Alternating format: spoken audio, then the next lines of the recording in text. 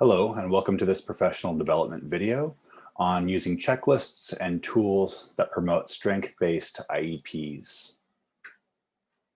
My name is Brent Elder, and I'm an assistant professor in the Interdisciplinary and Inclusive Education Department at Rowan University. So in this session, I will just be discussing examples of checklists and forms that promote strength-based approaches to supporting students with disabilities inclusively.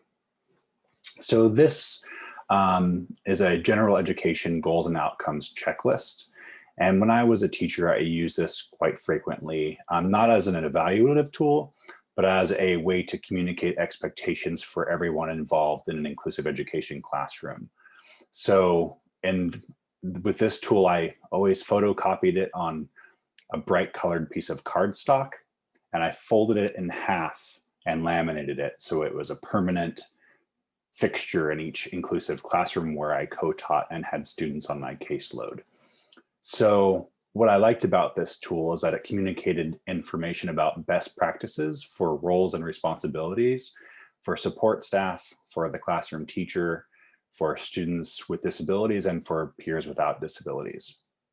And so I just want to highlight a couple of examples of why I think this tool is important. So at the bottom, you have an asterisk and an S, and that denotes a student with a disability throughout this tool.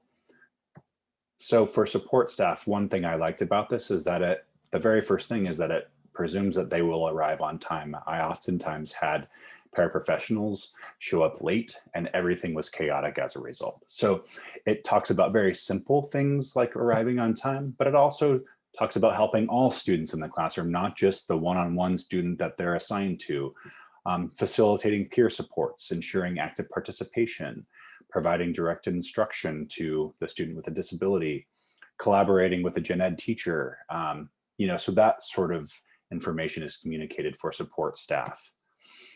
The classroom teacher, oftentimes paraprofessionals and gen ed teachers don't understand what their roles are because the district has never provided training on it. And so this is a way to communicate some best practices. Something as simple as the classroom teacher talking to the student with a disability throughout the class, rather than talking to the aide and then talking to the student. Encouraging active participation of the student with disability. Having the gen ed teacher provide direct instruction to the student with a disability. Collaborating with paraprofessionals in the classroom, those sorts of things. Students with disabilities have responsibilities too, talking to peers, talking to the class teacher, practicing academic skills in addition to working on IEP goals. Peers without disabilities have a responsibility in the inclusive classroom too, talking to students with disabilities, encouraging them to participate in class activities, finding ways to help students with disabilities complete classwork.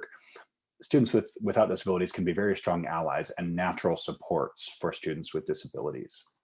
So that's how I use this tool, as a way to just let people know what my expectations are. And then I would be able to provide training if there were gaps in any of these items on the checklist. Another tool that we have here, and you'll have links to all of these so that you can access these materials through participating in this video series.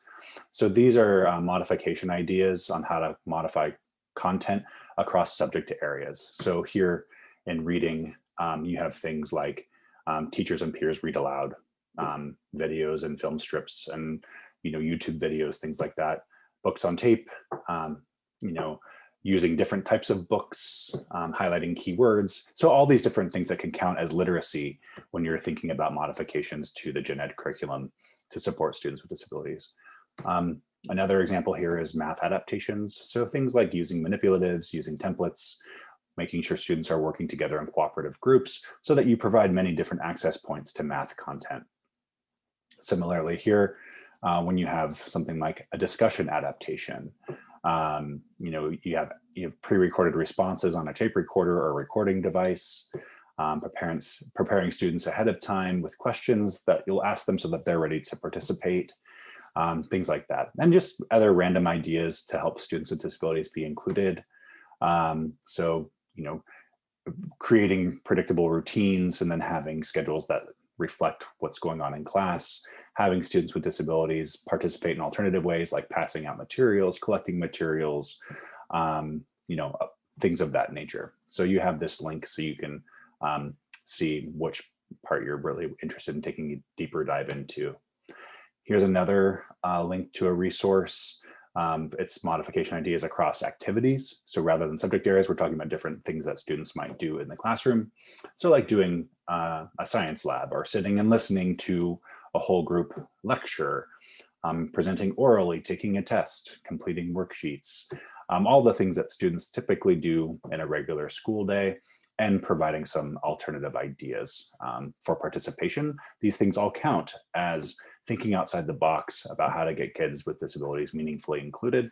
And these ideas are typically good for all kids in class as well, not just good for students with disabilities. So if you want to take a deeper dive into strength-based IEPs and supports, in addition to these checklists, you can check out this article that I wrote with 2 colleagues. It's free to download. And here are the references should you want more information on anything that we have just discussed in this video. And thank you to the LRC-South for providing this opportunity.